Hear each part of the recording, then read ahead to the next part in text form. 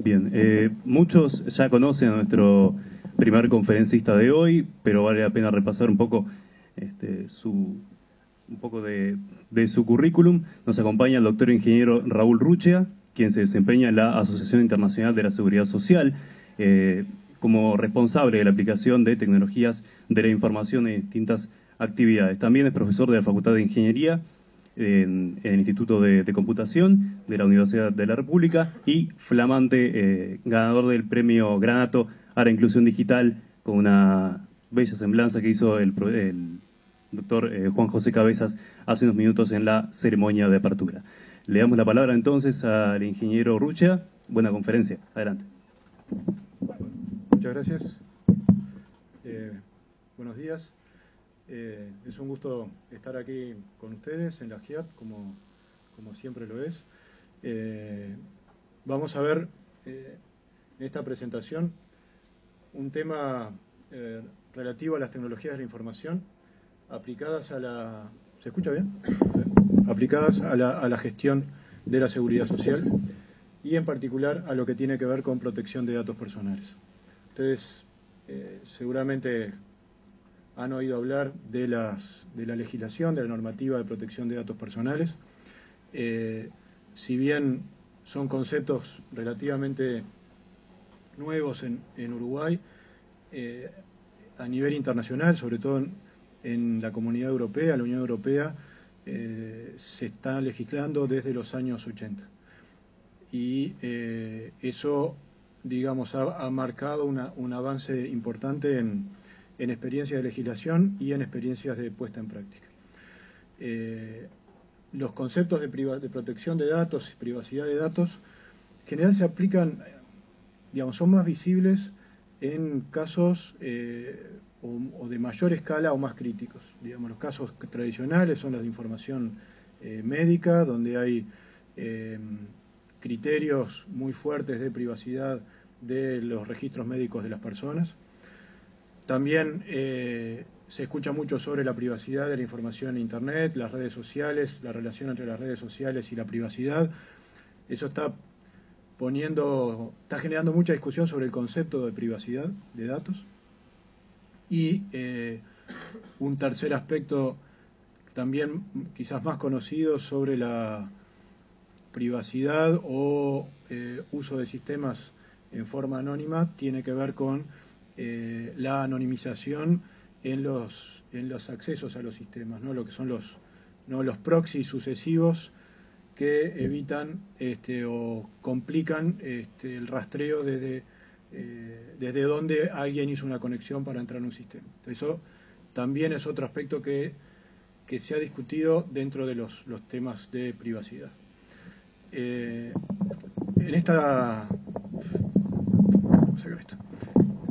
esta charla vamos a abordar un tema que no es tan marketinero, no genera tanto titular en los diarios o no está tan de moda, pero que es importante porque involucra volúmenes de datos importantes y porque involucra servicios a la población relevantes, que son los servicios de seguridad social.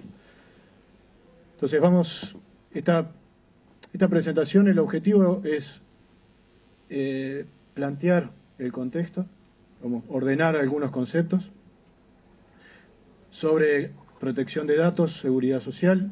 Digamos, muchos de ustedes conocen muy bien la temática de seguridad social. En general, todos conocemos qué es la seguridad social, qué es el BPS, qué es lo que da, qué tenemos que aportar. Hay una cultura importante a nivel nacional, así que no nos vamos a detener demasiado.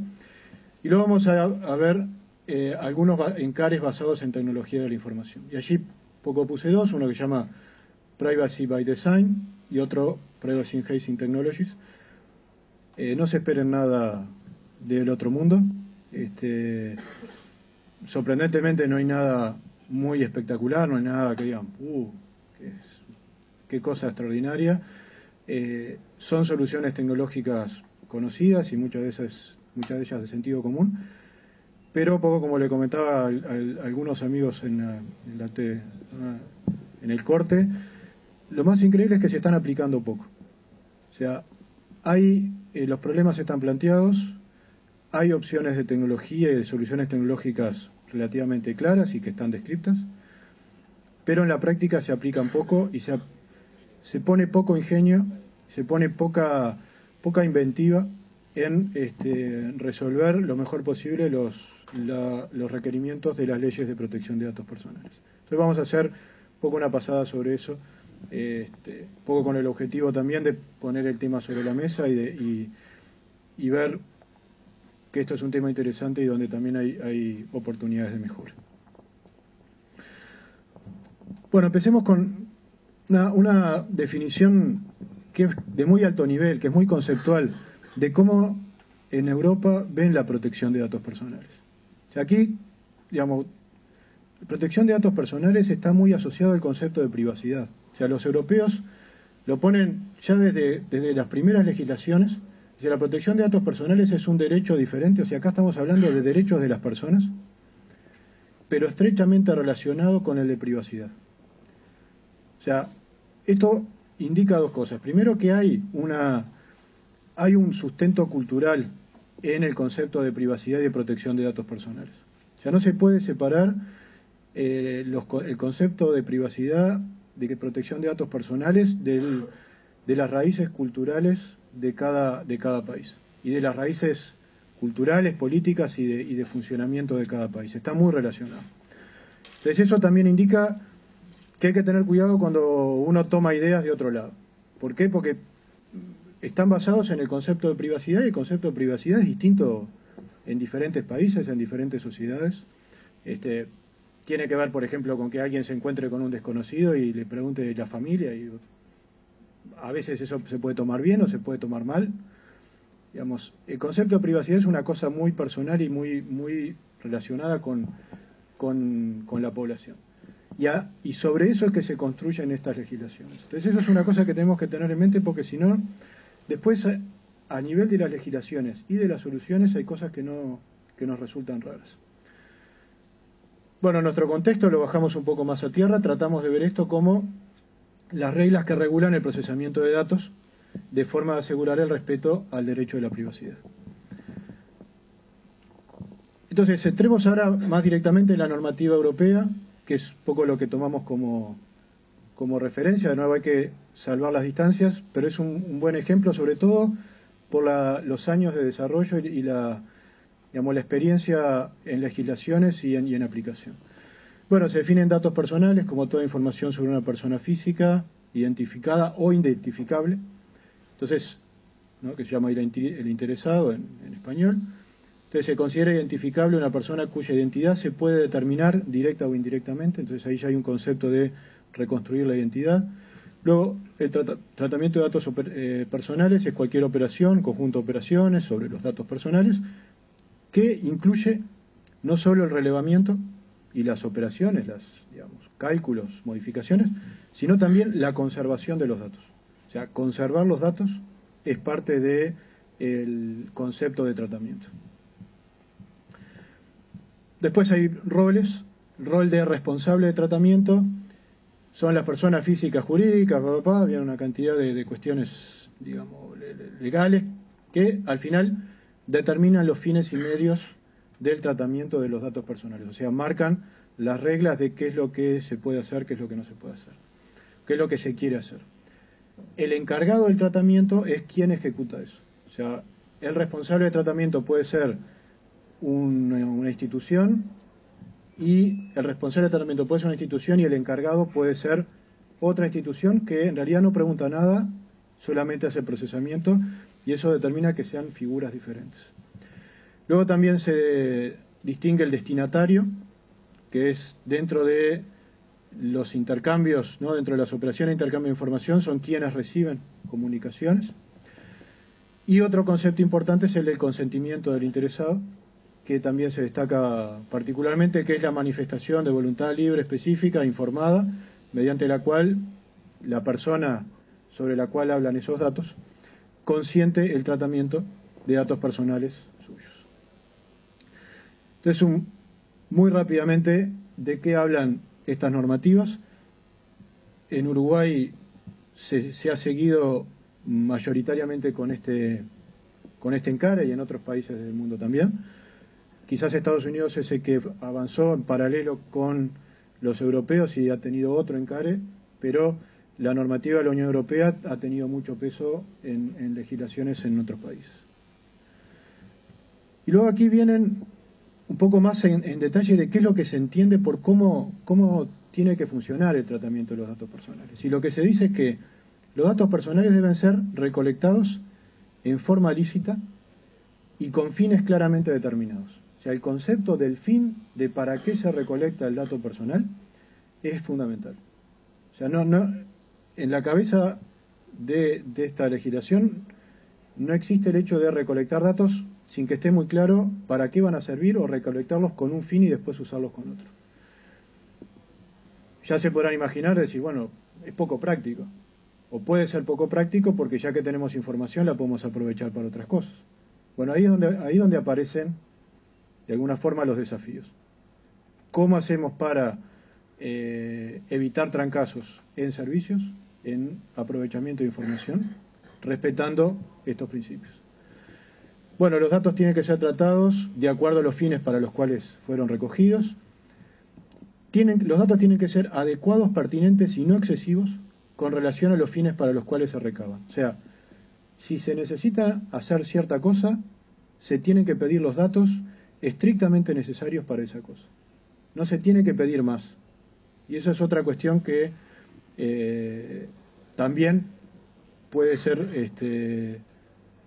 puede dificultar procesamientos posteriores.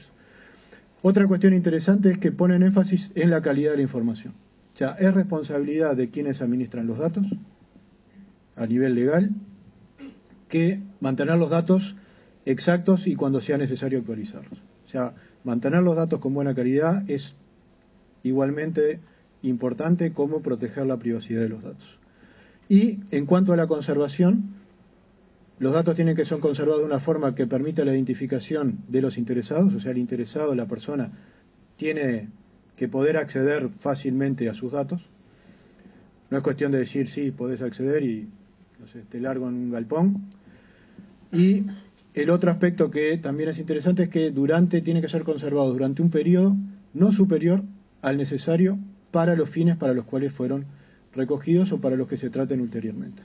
Y eso también es un aspecto que es relevante en la forma que se conciben estos conceptos y que tiene impactos operativos.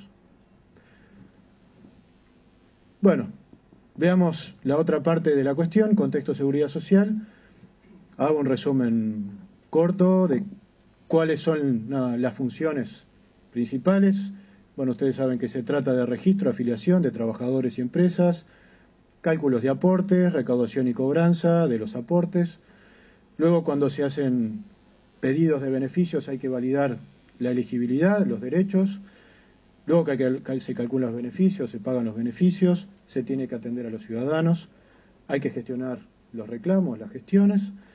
Y luego, por otro lado, se analizan los resultados de los programas sociales, qué impacto tuvieron, cuáles fueron los resultados, funcionaron o no funcionaron.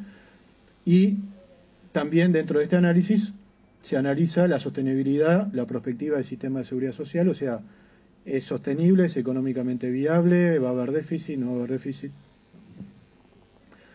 Esto es, así en un pantallazo muy simple, qué es lo que se hace, solamente un poco para recordarles cuáles son las funciones. Y esto implica, desde el punto de vista de operaciones, un uso muy intensivo de datos de personas y empresas. Y allí se tratan datos completos de la persona, de su núcleo familiar, las actividades laborales, incluyendo la remuneración, datos sobre las enfermedades y discapacidades, aportes realizados, adeudados, multas, sanciones aplicadas, etcétera, beneficios recibidos, económicos y no económicos, y cantidad de empleados y salarios pagados en empresas. Y esto además alcanza un porcentaje enorme de la población, aquí en Uruguay y en todas partes del mundo. O sea, siempre se dice que la seguridad social empieza antes de nacer y sigue después de que uno fallece, ¿no? Empieza a nivel prenatal y después que uno fallece, los sobrevivientes van a seguir relacionados con la seguridad social a través de lo que uno generó. Y eso hace que normalmente todo el mundo está relacionado con la seguridad social. Entonces, el alcance de información que tienen estas operaciones, estas funciones, en Uruguay y en todo el mundo, es muy grande. Y el procesamiento de datos se da tanto dentro de las instituciones, que ha sido lo clásico, como en forma multiinstitucional, que es un encare más nuevo, que aquí en Uruguay se vio muy claro con plan de emergencia, plan de equidad, sistema integrado de salud, reforma tributaria. Fueron proyectos relacionados con la seguridad social que se hicieron entre varias instituciones. Eso es una tendencia también en el mundo, el hecho de pensar que los programas sociales, no darse cuenta que los programas sociales requieren una interacción con otros actores.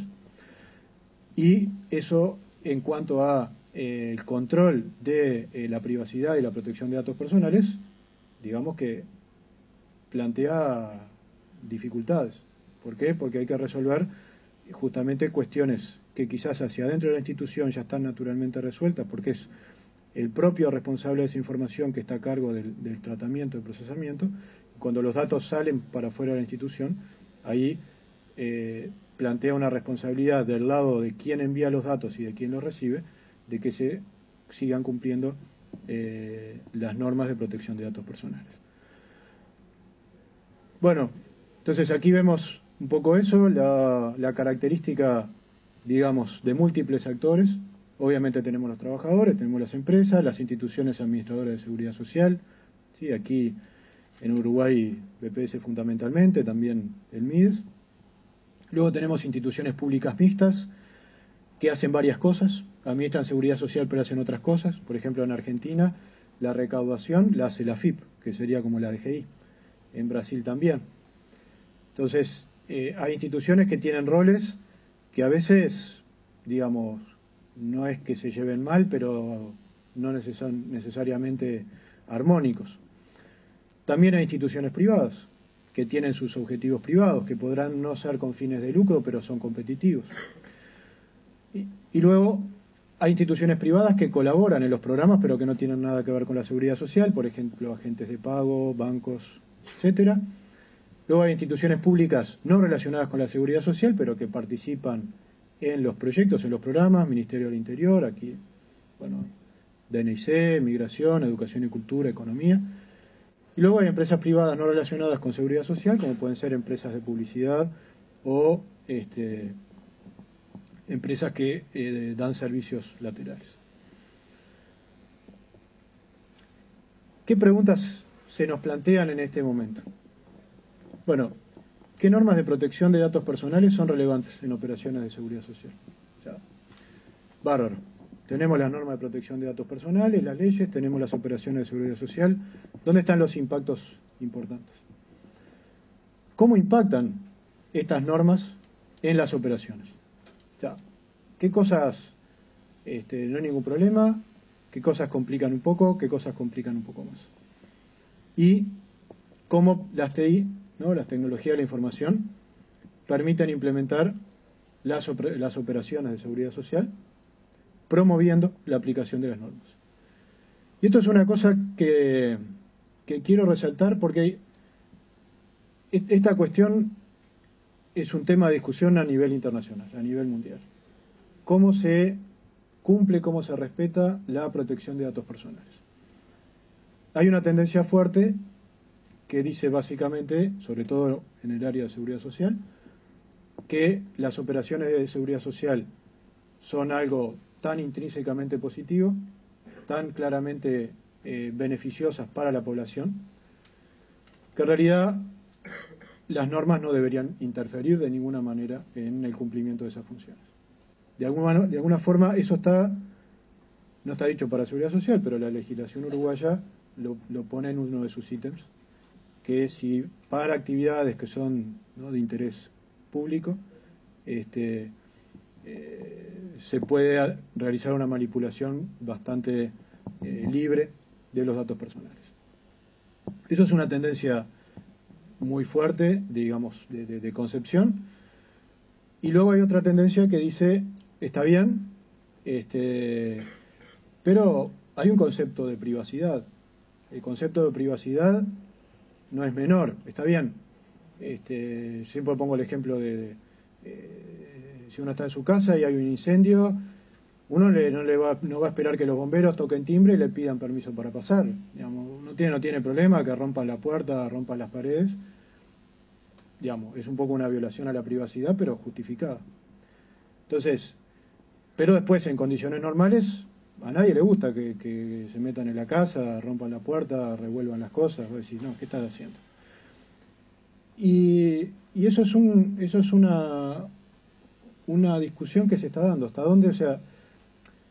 dónde se justifica un tratamiento poco respetuoso con la privacidad de los datos personales? Sin que quede claro a veces cuáles son las consecuencias de eso. O sea, va a decir, bueno, ¿qué va a pasar? Si todo el mundo sabe dónde trabaja cada uno, cuánto gana, es público. O sea, ¿cuál es el problema? Bueno, está bien, pero hay un concepto de privacidad. Vos también sabés dónde vivo, sabés, yo qué sé, no sé cómo me he visto, pero pues, a mí no me gusta que entres a mi casa, no sé, es así. Y de nuevo volvemos a conceptos de privacidad muy personales y muy sociales.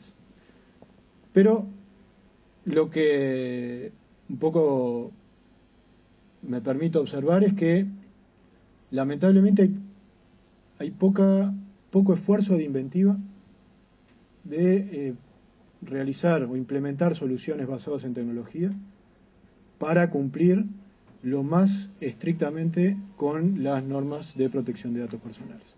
O sea, se lo ve más como un obstáculo que como algo para hacer realmente con convicción. Y bueno, en fin, uno no sabe dónde está la verdad, porque digamos realmente la gente que discute esto es gente en general de muy buen nivel. Pero un poco queda la sensación de, no sé, realmente se está haciendo todo lo que se podría hacer para desarrollar soluciones inteligentes, astutas, que respeten la normativa, realmente yendo al espíritu de la normativa en el tratamiento de datos personales. Entonces vamos a hacer una revisión de cuál es el panorama de encares tecnológicos. Antes vamos a algunos escenarios de interés, un poco para fijar ideas de protección de datos en seguridad social, algunos escenarios en los cuales aparecen cuestiones sobre cuál es el impacto de las normas de protección de datos en esos casos, en estos escenarios de operaciones de seguridad social. Un primer escenario es la determinación o la redeterminación de situaciones de discapacidad. O sea, cuando las personas piden un beneficio por discapacidad o piden su renovación o su cambio, es un trámite importante, normal, que se tiene que hacer en forma ágil, no puede demorar un año. Bueno, ahí se está manipulando datos que son muy privados de la persona. Se tiene que hacer ágil, no tiene que ser una historia de reuniones secretas, pero, y obviamente a la persona le interesa sobre todo que su situación se resuelva, eso debería ser respetuoso con los datos que se están manejando de la persona. Bueno, proveer información a instituciones privadas, comerciales, agentes pagadores, bancos, etcétera. De nuevo lo mismo. Alguien puede decir, bueno, yo que se está recibiendo un beneficio, ¿qué te importa? ¿O qué protestas? Bueno, está bien, pero es mi derecho. O sea, ¿es mi derecho o es algo que me estás regalando? O sea, yo también tengo derecho a la privacidad, soy ciudadano. Los derechos son los derechos, ¿qué pasa? ¿No se puede hacer algo que cumpla los dos aspectos?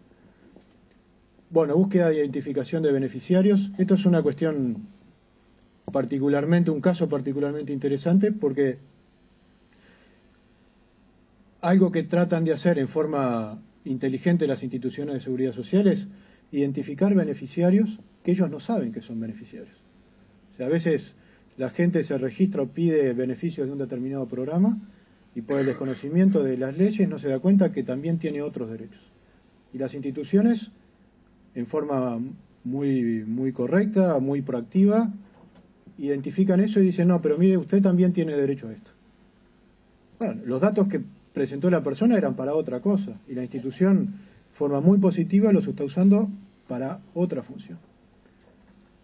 Bueno, ¿cómo se resuelve eso? Porque está bien las dos cosas, y obviamente la persona no se va a quejar, va a estar agradecida. Pero entonces ahí hay algo que, digamos, que tiene que cerrar bien entre la normativa y lo que hace la institución. Bueno, análisis de datos para descubrimientos de fraude, eso es un poco más polémico, porque a veces si el fraude dentro de la institución es una cosa, si el fraude fuera de la institución ya es un poco más discutible, y ahí entran las grandes discusiones del intercambio de información, sobre todo con las oficinas impositivas, con las oficinas de impuestos. Y luego intercambio de información con otras instituciones, otros países, para ejecutar programas sociales. Entonces ahí viene la duda de, bueno, el otro país, ¿qué va a hacer con la información? Y bueno, y hay países cuyo sistema político, su estabilidad política, el respeto de los derechos de los ciudadanos, no dice, bueno, está, no sé, está en el límite o a veces está del otro lado del límite. Estamos dando ¿qué información? ¿Qué va a pasar con esa información? ¿Se va a respetar? ¿Se va a usar para lo que se tiene que usar? Por suerte aquí no es un tema que se nos plantee y a nivel regional tampoco. Pero en el resto del mundo son temas delicados. O sea, cuando hay intercambio de información, por ejemplo, con países que no son democráticos o que están en la raya, digamos, eso plantea dudas y plantea dudas de cómo encararlo y son cosas que no terminan de convencer. Y luego, para realizar estudios estadísticos que, de nuevo, no le hacen mal a nadie, pero como un poco comentaban hace unos años, conversando en una reunión del gabinete social, invitado por el gabinete social para hablar de sistemas, digamos, de intercambio de datos, siempre me quedó grabado lo que decía un sociólogo diciendo, bueno, los datos estadísticos está bien, pero siempre se hacen estadísticas de la gente de menores ingresos. Y a la gente de menores ingresos no le vas a pedir permiso para usar sus datos y difícilmente te vayan a objetar nada porque ellos lo que primero que quieren es recibir los beneficios. Pero si vos empezás a usar datos de gente de mayores ingresos que tiene más influencia, quizás no le guste y quizás te haga lío y te diga, pará, ¿con qué derecho vos estás usando mis datos? ¿De dónde los sacaste? Entonces ahí me dice siempre lo mismo, para la gente de menores ingresos no nos importan usar los datos para fines estadísticos, yo quisiera saber si también harías lo mismo con gente de altos ingresos que sí te pueda hacer lío. Y son esas cosas que quedan en la cabeza, que de nuevo va a un aspecto muy subjetivo de respeto por las cuestiones de privacidad y un poco la relación entre los derechos de las personas y los beneficios que reciben, etc. Bueno, vayamos entonces un poco más a encares tecnológicos. Yo quise destacar acá dos tipos de encares, que no son contradictorios, son complementarios, pero son distintos. Uno es lo que se llama privacy by design, o sea, prever los mecanismos de protección de datos ya desde el diseño de los sistemas. Eso es un encare de diseño, un encare metodológico de arquitectura que lo que plantea, digamos, no es el único lugar, pero lo que dice es mucho mejor prever estos mecanismos ya al arranque, en el inicio del diseño de los sistemas, y por lo tanto todas las etapas de implementación, que estar agregando parches después cuando hicimos las cosas, no nos dimos cuenta, y después tenemos que agregar algún mecanismo entre medio. Y luego está lo que se llaman las tecnologías de mejora, de fortalecimiento de la privacidad, que no son nada nuevo, tienen su decena larga de años, que son conjuntos de medidas, de tecnologías basadas, orientadas a proteger la protección, ¿no? Mejorar la protección de datos, sobre todo evitar el procesamiento innecesario y no deseado de datos personales, o sea, tratar de hacer lo que corresponda y obviamente manteniendo las funcionalidades que los sistemas tienen que proveer. Entonces, esta Privacy by Design, que es lo que dice, bueno, prever los mecanismos de protección de datos desde el diseño de los sistemas, o sea, ya pensarlos como un tipo de funcionalidad más, un tipo de servicio más, en lugar de agregarse posteriormente. Entonces, o sea, el diseñador tiene que plantearse las preguntas, bueno, para lo que se me manda a hacer, ¿es necesario recolectar datos personales? ¿Cuáles son los mínimos datos a recolectar? ¿Quiénes tienen que tener acceso a qué datos? O sea, hagamos una mapa bien claro de quiénes tienen que acceder a qué cosas. ¿Cómo controlar ese acceso de forma de permitir solo relacionado con el propósito para el cual fueron recolectados? Y cómo es el acceso de los empleados, de los funcionarios y de los procesos que lo requieren. Y cómo apoyar el ejercicio de los derechos de privacidad de datos personales de las personas. Entonces esto es un poco un encare que tampoco es nada nuevo, pero que cambia la cabeza sobre el desarrollo de soluciones en este sentido. Y luego tenemos el menú tecnológico. Y dentro del menú tecnológico, aquí hay tecnologías que son de uso general: encriptación, seguridad en el acceso, autenticación, autorización, control de calidad de datos. Son tecnologías de uso general, no son específicas a esta área, pero claramente se aplican. Y luego empiezan a aparecer soluciones que son un poco más específicas. Por ejemplo, la minimización de los datos y del flujo de datos. O sea, reducir al mínimo necesario los datos que se recolectan, que se usan, que se intercambian, y su trasiego. O sea, no trabajar a lo bestia. No decir, bueno, a ver, vos necesitas estos atributos, vamos a tomar a toda la base de datos. Con esto tenés todo y listo. O sea, es todo lo contrario. ¿Qué necesitas? ¿Por qué? Bueno, te paso esos datos. ¿Necesitas toda la dirección o en realidad necesitas el código postal o dónde vive? ¿Qué vas a hacer con esos datos? ¿Le vas a ir a repartir algo? No, porque es para una estadística. Bueno, pero entonces no necesitas la dirección, con el código postal te alcanza. Bueno, okay. O la calle. Bueno, otras tecnologías tienen que ver con la gestión de la identidad. O sea, eso es toda una problemática obviamente dentro de los datos personales, la identidad es de lo más importante, de lo más crítico.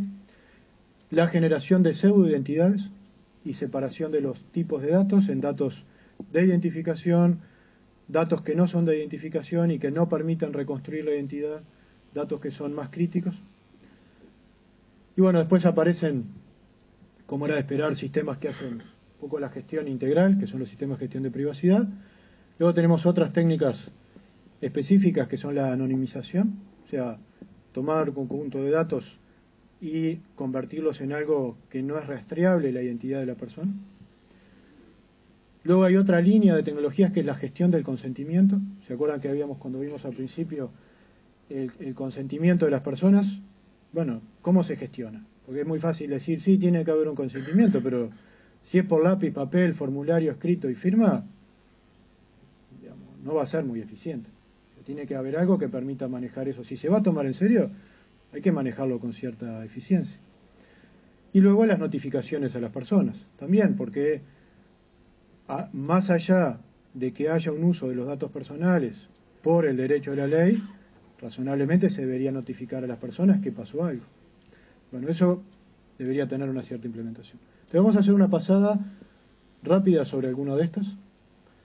Minimización de datos, ¿en qué consiste? Consiste en eliminar detalles en datos personales que no resultan requeridos. Por ejemplo, de la dirección, eliminar partes, de la edad, eliminar partes, o de la fecha de nacimiento más bien, eliminar partes, de características personales, actividad económica, etcétera, también, o sea, reducir los datos a lo estrictamente necesario. Bueno, lo del flujo de datos, también, ¿qué datos necesitas? Todo esto, bueno, vamos a transferir esto, qué es lo que se necesita y nada más.